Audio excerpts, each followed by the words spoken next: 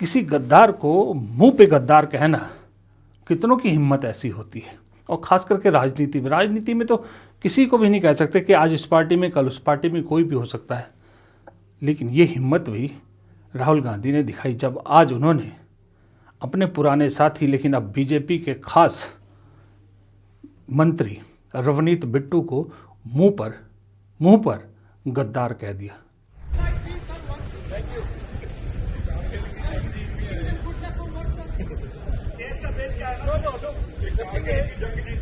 The thing is, here is a traitor walking right by. Take a look at your face. That's what it looks like. Hello, brother. My traitor friend. Surrender. Don't worry, you'll come back. Surrender.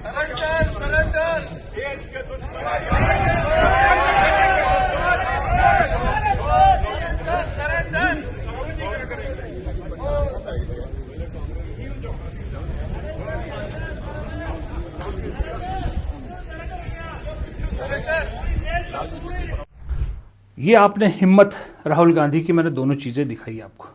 अब देखिए, अब दूसरा point जो मैंने कहा था कि सत्ता को क्यों चुभते हैं राहुल गांधी, क्यों पूरा सिस्टम उसके पीछे पड़ जाता है। अभी आपको मैंने वीडियो दिखाया कि राहुल गांधी ने रवनीत बिट्टू को क्या कहा।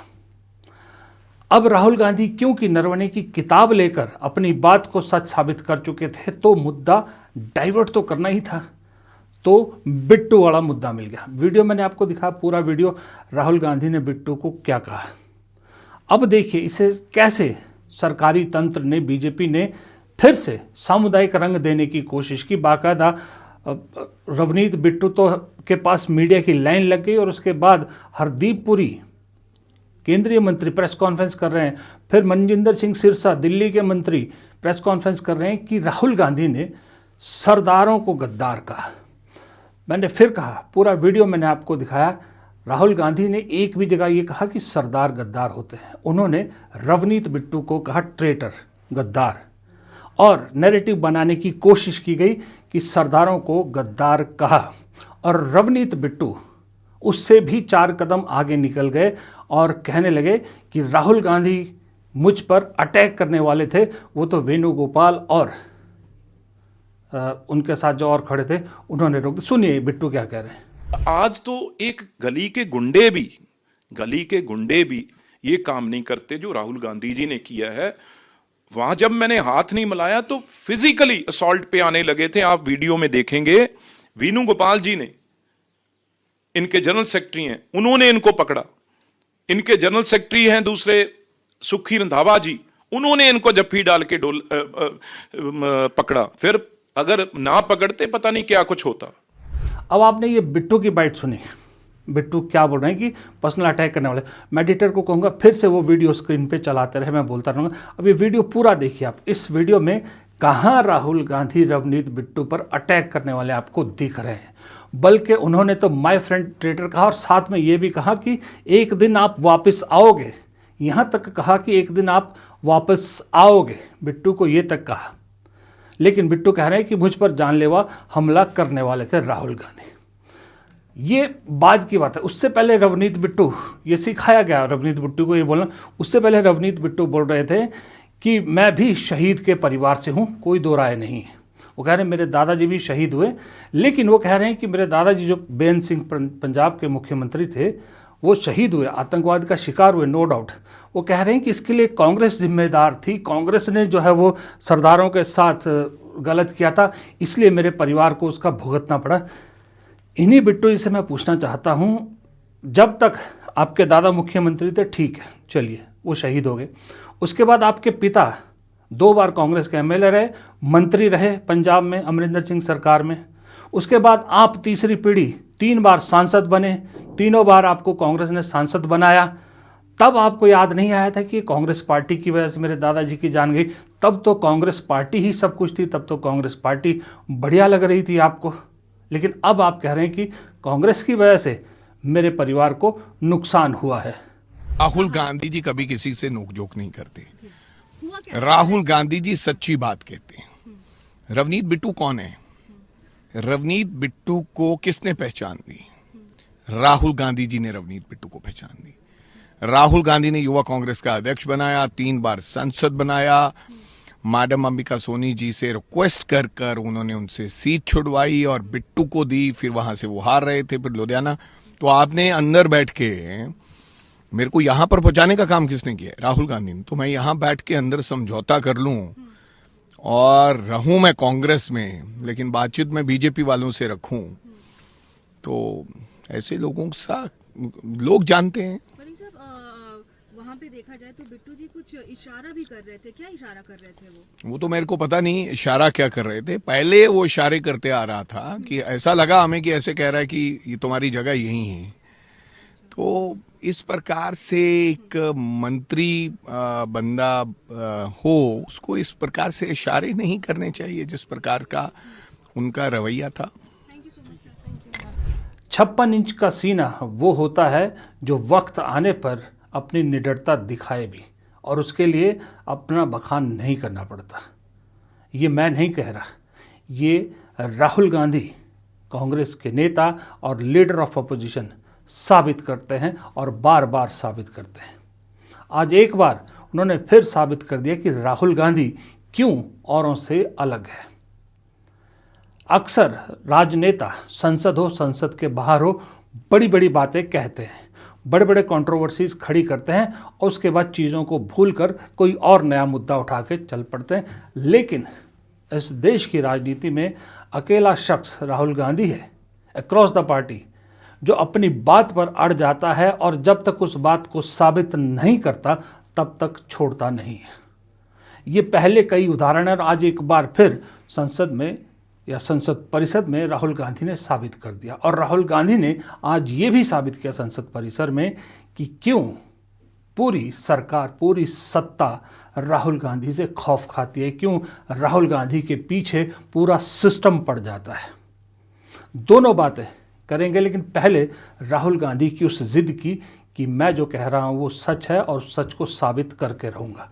ये जिद राहुल गांधी के अंदर रोज़ दिन पर दिन, डे बाय डे और मजबूत होती जा रही है। आज संसद में उन्होंने वही किया। जब 2 दिन से उन्हें बोलने की इजाज़त नहीं दी जा रही, और क्योंकि वो एक किताब का रेफरेंस दे रहे थे, पूर्व आर्मी चीफ नरवणे की किताब का, और सरकार का दावा था, संसद के जो लोकसभा अध्यक्ष है उनका भी दावा था कि जो किताब पब्लिश नहीं है उसका आप जिक्र नहीं कर सकते। तो राहुल गांधी आज संसद में वो किताब लेकर पहुंच गए और जो वो अंदर बोलना चाहते थे वो तो नहीं बोलने दिया, लेकिन किताब हाथ में लिए मीडिया के सामने अपनी बात कह दी। और मुझे कहा गया है कि मैं इस बुक को कोट नहीं कर सकता हूं, बट यहाँ पे पूरा लिखा है। यहाँ पे मेन लाइन है जो प्रधानमंत्री ने कही, जो उचित समझो वो करो। राइट? जब chief of army staff general Naravane ने राजनाथ सिंह जी को फोन किया और कहा कि देखिए कैलाश रिज पर चाइनीज टैंक्स आ गए हैं, हमारी टेरिटरी है, कैलाश रिज पर चाइनीज टैंक्स आ गई हैं, हमें क्या करना है। पहले राजनाथ सिंह जी ने उनको रिप्लाई नहीं दिया। उन्होंने जयशंकर जी से पूछा, एनएसए से पूछा, राजनाथ सिंह जी से पूछा, कोई रिप्लाई नहीं आया। फिर उन्होंने राजनाथ सिंह जी को फोन किया। राजनाथ सिंह जी ने कहा कि मैं टॉप से पूछता हूं। राइट? ऑर्डर था, स्टैंडिंग ऑर्डर था टॉप का कि अगर चाइनीज फोर्सेस अंदर आएंगी तो उनपे बिना हमारे पूछे फायर नहीं करना है। नरवणे जी और हमारी जो आर्मी थी, जो सेना थी, वो उन टैंक्स पर फायर करना चाहती थी क्योंकि वो टैंक्स हमारी टेरिटरी में आ गई थी। नरेंद्र मोदी जी ने मैसेज दिया कि देखिए जो उचित समझो वो करो। मतलब नरेंद्र मोदी जी ने अपनी जिम्मेदारी पूरी नहीं की। उन्होंने आर्मी चीफ से कहा कि देखो भैया आपको जो करना है करो, मेरी बस की नहीं है। ये राहुल गांधी का फर्क।